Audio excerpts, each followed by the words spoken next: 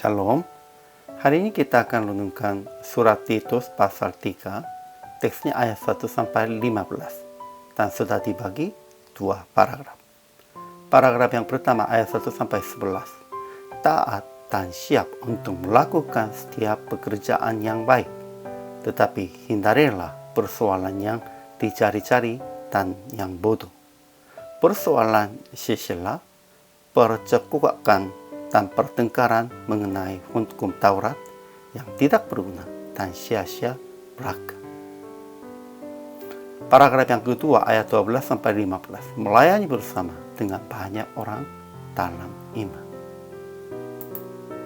Kesimpulannya, orang percaya harus tunduk dan taat bagi pemerintah dan penguasa untuk melakukan setiap pekerjaan yang baik.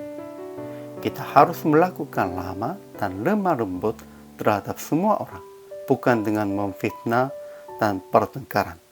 Karena dulu kita juga hidup dalam kejahulan, tidak taat, sesat, menjadi hamba berbagai-bagai nafsu. Tetapi kita telah diselamatkan dalam kasih-Nya, sehingga harus menghindarinya pertengkaran mengenai hukum Taurat kepada seorang bidat pun. Nasihati 1-2 kali cukup. Setelah itu kita harus jauhi. Ajaran tentang Allah-Nya. Allah Juru Selamat kita telah nyatakan kemurahan-Nya dan kasih-Nya kepada kita. Dia telah menyelamatkan kita bukan karena perbuatan baik yang telah kita lakukan, tetapi karena rahmat-Nya oleh permandian kelahiran kembali dan oleh pembaharuan yang dikerjakan oleh Roh Kudus yang sudah dilimpahkannya kepada kita oleh Yesus Kristus.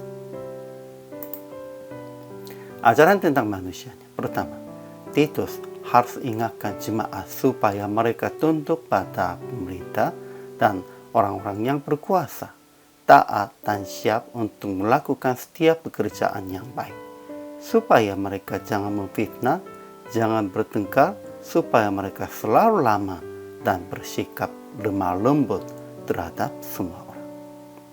Kedua, kita dulu hidup dalam kejahilan, tidak taat, sesat, menjadi hamba berbagai-bagai nafsu dan keinginan, hidup dalam kejahatan dan kedengkian, keji, saling membenci.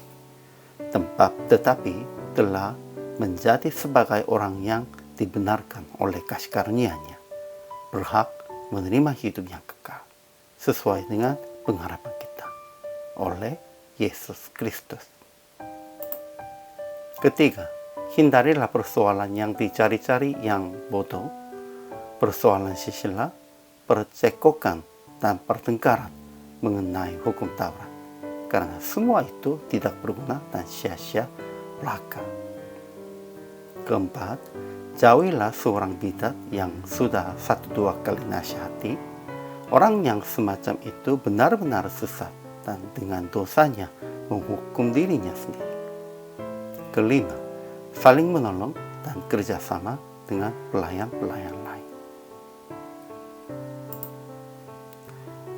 Aplikasi hari ini, pertama, tetap mengajar dan mendidik akan tunduk kepada Tuhan dan pemerintah untuk melakukan setiap pekerja yang baik. Kedua, menerima orang lain yang masih tidak cukup benar, sama seperti Anda dibenarkan oleh kasih karunia Yesus. Ketiga, hindarilah segala macam pertengkaran, jauhilah seorang bidat yang tidak menerima nasihat. Keempat, saling menolong dan kerjasama dengan pelayan-pelayan lain, sekalipun beda asal, beda bidang. Pentingnya kita harus melakukannya yang baik, bekerja yang baik. Untuk itu, jauhi, hindari pertengkaran, dan harus kerjasama dengan siapapun di dalam anugerah Tuhan. Karena kita tidak layak diselamatkan, hanya di dalam kasih karunia kita diselamatkan. Sehingga PR praktik hari ini, menghindari pertengkaran dengan siapapun, dan usaha akan kerjasama dengan pelayan-pelayan lain. Sekalipun beda asal, beda bidang, kita hanya kalau tujuannya sama kepada Tuhan tetap bersama aja. Hari ini juga selamat melayani. Tuhan Yesus memberkati.